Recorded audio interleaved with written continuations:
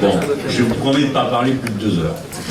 Alors, bon, je commence par la première sur la 6ème République. Comme vous savez, j'ai initié, on peut dire ça comme ça maintenant, lancé un mouvement pour la 6ème République auquel on se raccorde par une plateforme internet et qui a permis à une série de gens de s'impliquer dans la mise au point d'un dispositif politique qui est sans précédent dans ce pays puisqu'il est radicalement autogéré. Moi, une fois que j'ai eu lancé le processus, je m'en suis retiré, et que tous les outils informatiques qu'il met en mouvement, comme les mécanismes de vote interne, d'échange, d'élection de députés, de tirage au sort de députés pour l'assemblée du mouvement, se font grâce à ces machines. Je ne vais pas être long, hein, mais je voulais vous le mentionner, puis allez voir vous-même. Maintenant, c'est le processus politique qui nous intéresse. Je pense que si j'avais été élu en 2012, j'avais dit je serais le dernier président de la 5e République et j'irais jeter la clé d'Élysée à la Seine. C'est une image.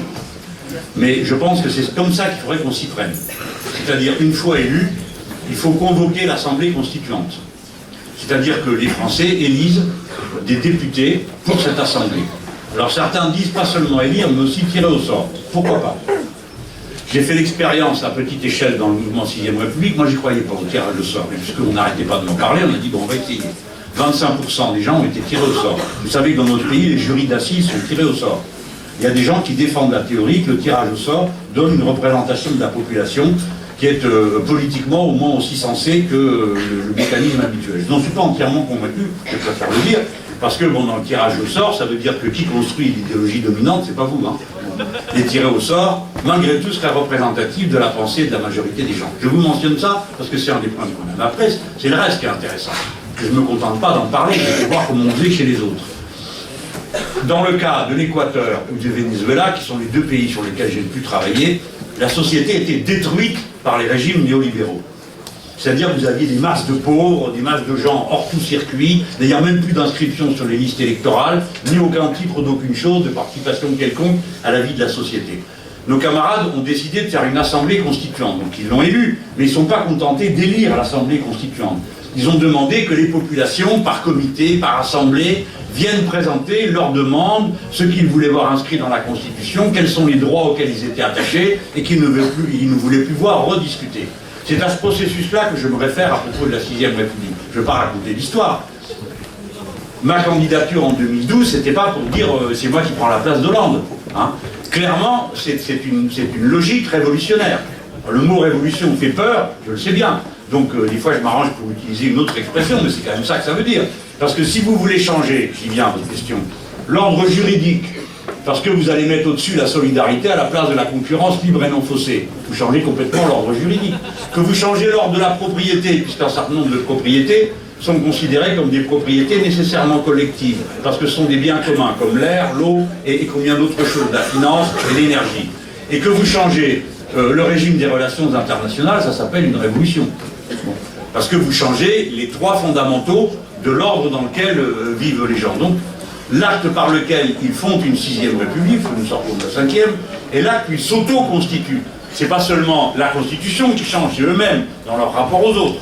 Par exemple, si nous décidons de mettre dans la Constitution la règle verte, c'est-à-dire l'obligation de ne pas prendre à la nature plus que ce qu'elle peut reconstituer. Vous pouvez dire, ah alors évidemment si vous faites le grand bourgeois, ah là, bon c'est une limite, monsieur Mélenchon, l'inventivité, bla bla bla bla. Mais ils comprennent rien, c'est pas vrai, c'est le contraire. Parlez avec n'importe quel technicien, n'importe quel ingénieur, ils adorent les défis. Si vous lui dites, bah voilà, vous produisez ça dans telles conditions, mais je vous demande que vous le produisiez avec tel résultat, ils vont trouver. Ils vont trouver parce que c'est leur culture, c'est leur éducation, qu'ils aiment ça, que ça les intéresse. Et ce pays, si vous ne le savez pas, je vous l'apprends, est profondément technicien. La France, c'est pas seulement les baguettes de pain qui sont très bonnes, le vin qui est excellent, et des choses de cette nature. C'est la première puissance spatiale du vieux continent, parce que nous sommes le pays qui consent l'effort individuel le plus important après les États-Unis d'Amérique par individu, pour l'espace. Parce que nous avons devant nous, etc., la mer et tout, vous savez, la place qu'occupe l'économie de la mer dans ma pensée sur la manière de relancer l'économie du pays dans un modèle écologiquement soutenable. Tout ça, si vous le mettez dans la Constitution, ben c'est des obligations que vous créez aux autres et des devoirs que vous créez à vous-même. Donc en le faisant, vous vous redéfinissez. L'acte par lequel la France deviendrait constituante serait un acte de refondation de la République française. Et la République française a besoin d'être refondée.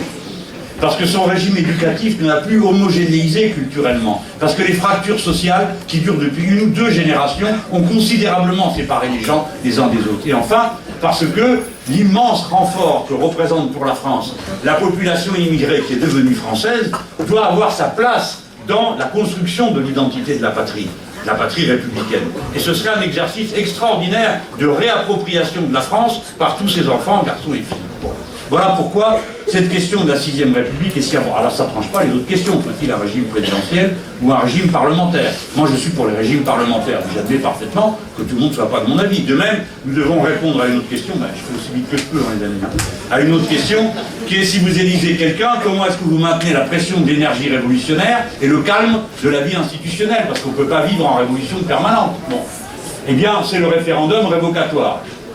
Chez les autres, si, les amis, la révolution permanente, c'est possible.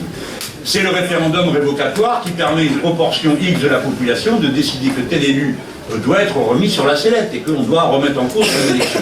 Le référendum révocatoire, ça existe dans plusieurs pays du monde, ça existe au Venezuela, mais dans 2 ou 3 États des États-Unis d'Amérique.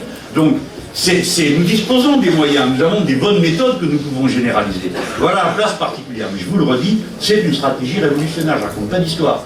Moi je sais que si c'est moi qui déclenche le processus, je ne le déclencherai pas pour le régler avec 4 copains dans un bureau, comme a fait le général de Gaulle, qui était dans une période de crise, ils ont écrit la Constitution, que oui ou non. Voilà, bon, comme ça le problème était réglé. Oui, c'était moi, non, c'est le chaos. Voilà, on a connu ça, et ça a donné ce que vous savez. La Constitution française a été changée 22 fois depuis sa première rédaction. Et il n'y a que 3 fois où on a demandé au peuple français ce qu'il en pensait. Tout le reste du temps, ça a été changé sans qu'on demande son avis. Et la dernière fois, à laquelle j'ai participé, eh ben, on a décidé des choses aussi invraisemblables que l'état d'urgence, combien de temps ça dure? L'état d'urgence, article 16, suspension des libertés publiques. Parce que là, il n'y avait pas de précision. Alors, on va préciser, 6 mois. Génial, non? Il y a une limite. Au passage, on apprend que pendant 6 mois, quelqu'un pourrait diriger ce pays sans aucun contrôle démocratique. Bon. Je ne vais pas vous faire un cours sur le sujet, mais vous le connaissez aussi bien que moi, parce que vous êtes en Sciences Po. Je viens à la question de la révolution culturelle. Évidemment qu'il ne peut pas y avoir, d'abord le truc, la langue de bois, elle reste garder ça pour les émissions de télé, hein, parce que la langue de bois, ça veut dire, dis-moi vite, concrètement, immédiatement, comment on va répondre à un problème qui est tellement compliqué que rien que pour le dire, j'ai besoin de 2 fois plus de temps que pour écouter votre réponse. Non, il n'y a pas de choses qui se disent avec ou sans langue de bois, il n'y a que la vérité qui nous importe. Et elle peut être dite dans la langue qu'on veut. Moi, j'ai à dire ceci. On ne peut pas faire la révolution citoyenne sans faire la révolution culturelle. Comment va-t-on le faire? Ça ne peut pas être par les méthodes autoritaires. Bon, j'ai vu des gens essayer. Hein. Figurez-vous que cette discussion, nous l'avons eue avec un illustre dirigeant latino, en l'occurrence, l'ami de Chavez lui-même, qui avait du mal, comme d'autres, à comprendre dans un pays qui vit du pétrole, en quoi consistait la révolution culturelle et le changement des pratiques. Bon, lui, il avait trouvé comme idée, ben, je vais expliquer aux gens un truc, il y avait plus pour trouver ça. Dans ce pays, on boit trop de bière. Bon, en effet, ils boivent beaucoup de bière. Et alors, bon, ça n'a pas duré 10 jours, quoi. Parce qu'à la première rencontre en public, les gens lui ont dit « Ouais, le socialisme du 21e siècle, et puis guerre à l'impérialisme, d'accord, mais la bière, faut nous la paix. Bon. » Oui, parce que les modes de consommation sont incrustés en nous. Donc vous avez raison de dire que c'est pas facile. Mais pour ça, il faut faire la révolution. Donc, comment vous prenez de la révolution citoyenne? Par quel bout vous prenez le problème? Ben, par les tâches que vous mettez à l'ordre du jour. Si c'est moi dans mon bureau tout seul qui dit, vous comprenez, si vous mangez de la viande, c'est le régime protéiné le plus stupide qu'on puisse imaginer, vu ce que ça coûte, vu ce que ça crée ensuite comme dégâts. Donc il faut modérer vos consommations. Il y a tous ceux qui n'en mangent jamais qui vont dire ben, ça me va bien de me proposer de modérer, modère-toi d'abord toi, et ainsi de suite. Nous aurons toutes ces difficultés. Mais si vous dites la règle verte s'applique, et nous demandons que dans l'élevage, etc., ça devient une tâche concrète. Et chaque personne est appelée à réfléchir à son mode de consommation. Je ne peux pas vous dire mieux. En tout cas, je ne suis pas quelqu'un à qui ça fait peur de dire les choses. Quand je dis qu'on va faire l'économie de la mer, si c'est moi qui ai le pouvoir, on la fera. Parce que ça fera partie du mandat. Et on demandera à des milliers de gens de s'y mettre pour trouver les moyens, pour nous Français, d'être sur cette nouvelle frontière de l'humanité, parce que l'humanité est en train d'entrer en mer.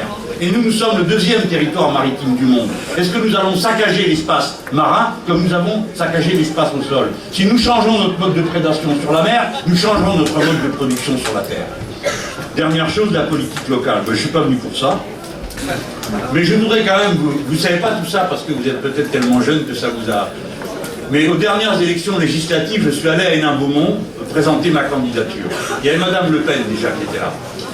À l'époque, j'ai expliqué à tous mes camarades que la bonne ligne, dans le moment où le Parti socialiste dominait tout, et semblait être auréolé de je ne sais quel prestige, des miracles qu'il allait accomplir, et à quel moi je n'ai pas cru une seule seconde, parce que j'avais étudié les programmes sociodémocrates de toute l'Europe, ce qui est dans un bouquin qui s'appelle Enquête de gauche, qui est paru en 2007, eh bien, je me suis dit, nous, si nous voulons avoir une utilité au peuple français, soyons la première ligne de la bataille idéologique, culturelle et politique contre Madame Le Pen. Ça s'appelait front contre front.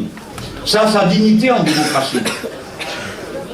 On m'a répondu que c'était trop brutal, que c'est pas comme ça qu'il fallait faire. Toutes sortes de professeurs nimbus sont venus me faire la leçon sur comment on allait réussir, grâce à leur méthode merveilleuse, à retourner la situation. Naturellement, on n'a rien fait. On a bavardé, on a pleurniché, on s'est agité et on a utilisé le Front National comme un instrument de chantage. Et ça continue, puisqu'on nous demande maintenant de nous regrouper et de fermer nos bouches si nous ne voulons pas être dévorés par le chien. C'est donc aujourd'hui la clé de voûte du système. C'est la peur qu'elle est censée inspirer. Et évidemment, vous savez aussi bien que moi qu'il y a des gens qui trouvent que si on a aussi peur d'elle, c'est sans doute qu'elle doit beaucoup gêner. Voilà. Il n'y a pas besoin d'être très intelligent pour comprendre que ceux qui ont ras-le-bol du système aillent chercher ce qui leur paraît être une des solutions les plus rapides. Il ne faut pas aller chercher plus loin. Pourquoi pas nous? Sans arrêt, on me dit ça. Et pourquoi pas vous? Comment ça se fait que vous n'y êtes pas arrivé? Ben, vous m'aidez tellement. Hein? Alors vous voyez la belle madame, sur les photos, très bien, les bras ouverts, rentrée, succès pour Madame Le Pen. Et le même, derrière, Jean-Luc Mélenchon, vous achetez La Voix du Nord d'aujourd'hui, transpirant, dégoûtant de sueur, le cheveu en bataille, dans une salle surchauffée. On a pris une phrase pour bien montrer que c'est une bête, hein? Et puis demain on montrera que celle-ci est une bête, parce que j'ai devant moi Sandrine Rousseau, parce qu'ils ont toujours fait comme ça. Ils nous ont toujours bestialisés. Et c'est pas d'aujourd'hui. En 1940, c'était déjà leur ligne, plutôt Hitler que le Front Populaire. Ils ont toujours été les mêmes. Ils n'ont pas de cerveau, ils n'ont pas de cœur, ils ont un tiroir-caisse.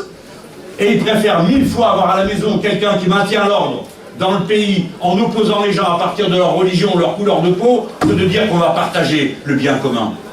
Ce n'est pas surprenant. Et tant que la lutte durera, il n'y a que des coups à prendre. Vous n'aurez jamais de compliments. On ne vous dira pas bravo. On vous traitera d'ahuri, d'exagéré. Les femmes, tout sera bon pour vous dénigrer, comme nous les hommes bestialisés. Bon, tout à l'heure on en parlait avec Sandrine, parce que je voulais lui dire, moi c'est mon devoir, parce que je me suis tapé ça pendant 3 ans, hein, j'érupte, je tonne, je m'emporte, d'accord, et je me fais donner la leçon par des merdeux qui savaient à peine lire et écrire, tandis que moi j'ai écrit 14 livres de politique.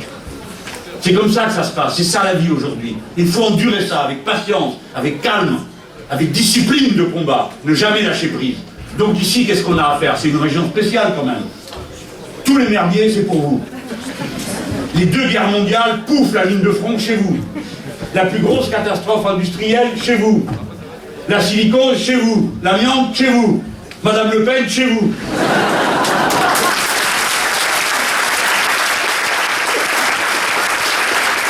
Voilà. Donc ça va être la France en petit. Quelle image on va donner de nous? Vous savez très bien que si elle gagne, il y a un effet de seuil qui est franchi. Nous, on connaît bien ça, nous, les militants et les dirigeants politiques de l'autre gauche. À Grenoble, quand nous sommes alliés, le parti de gauche, avec le mouvement citoyen et avec les Verts, nous avons eu beaucoup de mal au premier tour. Je ne vais pas vous raconter l'histoire. Nous autres, les PG, on avait pris les quartiers populaires. Eh bien, je peux vous dire que c'était vraiment compliqué. Et le soir du premier tour, il y avait des bureaux où on était contents, parce qu'on était passé en tête de la gauche. Et puis d'autres où on demandait comment ça se fait, qu'on se faisait encore plier par les socialistes. Et c'est un ancien socialiste qui vous parle. Mais quand les gens ont compris qu'on était au seuil de gagner parce qu'on était passé en tête de la gauche, alors qu'on était loin de la majorité, alors on déferlait les gens venir nous aider, chercher des tracts, des foulards, des insignes, des autocollants. Ils voulaient tous participer à la bataille. Tous, ils voulaient participer à la victoire. Parce qu'ils disaient, ah ben c'est possible, ils vont y arriver. Alors que jusque-là, ils disaient, bon, ils sont sympas, les écolos, les petits oiseaux, les PG veulent tout partager. Bon, et tout comme ça, c'était tout de la caricature. Mais tout d'un coup, ces raisons que les gens s'opposaient à eux-mêmes, hop, ont disparu. La victoire était possible. Voilà ce que vous avez à faire ici. Mettez-vous d'accord. Faites une seule liste. Et je vais vous dire les choses encore plus crûment. Il m'en coûte à moi. Je n'ai rien à faire de ces histoires locales qui me saoulent. Parce que la stratégie générale qui avait été montée a agonisé dans les élections locales. Ceux-ci s'allient avec les socialistes, les autres ne veulent pas. Celui-ci les élections départementales dans une même ville, d'un canton à l'autre, c'est pas la même stratégie. Il aurait fallu un miracle pour que les gens arrivent à nous discerner, à dire oui, ben ceux-là, c'est ceux de la vraie gauche qui sont unitaires, écolos et je sais pas quoi. C'était impossible. Pourtant, il y a eu de magnifiques expériences de mener. Et ici, dans l'île Centre, vous avez été à plus de 20% sur les votes, sur la coalition Front de Gauche, Europe Écologie Les Verts. Alors, qu'est-ce qu'il vous faut de plus comme démonstration? Qu'est-ce qu'il y a de si important, si précieux? On me dit, la région. Me faites pas rire avec vos régions. Les gens ne savent même pas où ils sont. Hollande a redécoupé ce pays, a fait 13 régions.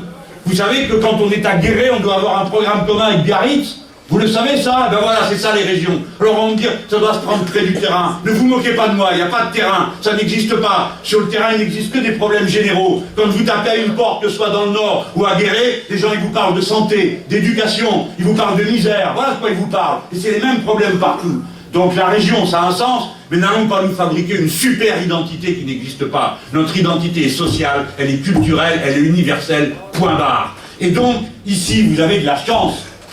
Parce qu'il y a des tas d'endroits où les petits carriéristes ont pris le pouvoir. Et ici, on a une chance. C'est que nous autres, du Front de Gauche, qui avons voulu créer l'opposition de gauche, qui voulons être une alternative au pouvoir, pas seulement des bavards qui témoignent, mais des gens qui proposent une autre manière de mener les affaires, nous avons une chance. C'est que la rupture qu'on a vue s'opérer à Paris, au gouvernement, quand Madame Duflot a quitté le gouvernement, elle s'est traduite ici par des gens qui ont eu du courage. Et je vais vous dire qu'après avoir passé tant de réunions à dire il faut s'élargir, il faut s'ouvrir, quand se présente devant vous quelqu'un comme Sandrine Rousseau qui a le courage d'aller au bout de sa ligne, et bien on ne lui répond pas, on verra parce que la tête de liste est très important, l'amour propre de mon parti, de mon machin. Ça n'a pas de sens. Et je ne dis pas ça pour vous faire plaisir, je ne la connais pas. Je ne sais pas qui c'est. Attends, elle m'a dit qu'elle avait écrit 2 romans policiers, donc elle ne doit pas être trop bête. Hein, et puis elle est prof d'économie, donc déjà elle saura quoi faire de vos sous. Bon. Mais je le dis parce que c'est le bon sens qui doit permettre de comprendre ça. Si quand vous êtes la butte témoin, que vous appelez les autres à vous rejoindre et qu'ils le font, c'est le moment où vous leur demandez papier d'identité, certificat de baptême, accord avec ceci, accord avec cela. Mais non, on fait des alliances avec des gens différents, sinon on serait tous ensemble déjà. Il faut donc accepter cette idée. Je ne le dis pas pour embêter mes camarades communistes, c'est moi qui ai protesté contre le fait qu'on les marginalisait dans certaines régions.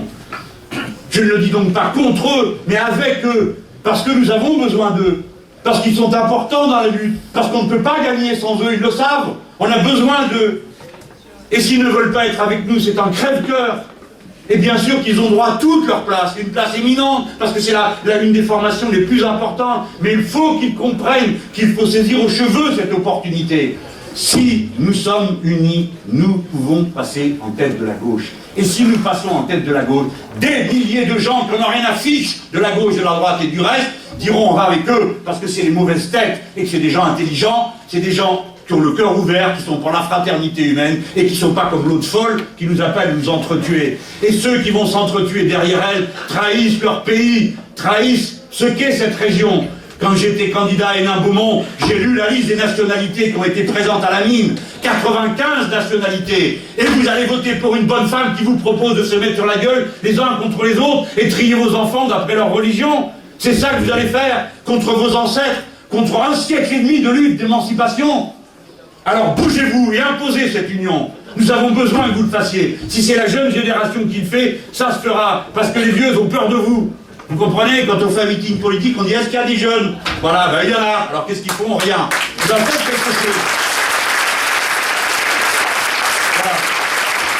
Comme je vous bien m'engueuler.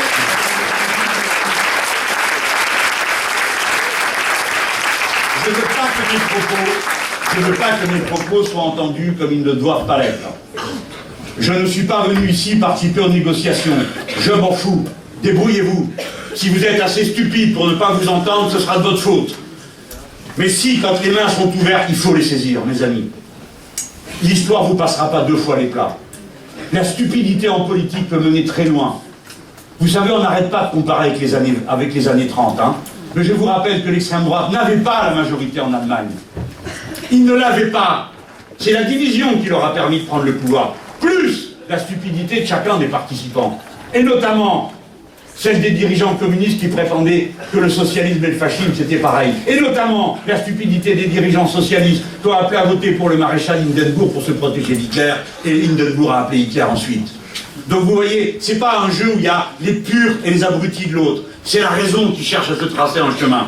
Voilà, je pense qu'on peut faire, avec Sandrine Rousseau, une véritable révolution dans le Nord. Mais peut-être que vous n'y arriverez pas. Peut-être que c'est pas possible. Et ben, après, vous boufferez le résultat comme moi. J'en serai malade.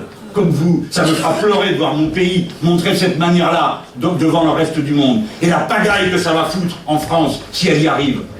Ne pensez pas qu'à vous. Imaginez-vous celui qui est dans sa maison, qui comprend pas tout, qui a des gosses qui n'ont pas la couleur de ce monsieur que j'ai devant moi, qui vont se dire, et nous, qu'est-ce qui va nous arriver? Qu'est-ce qu'ils vont faire de nous? La peur qui gagne. Les abrutis qui sont dans la rue et qui se croient très importants à la sortie du bar, avec leur bière à la main et qui insultent ceux qui passent.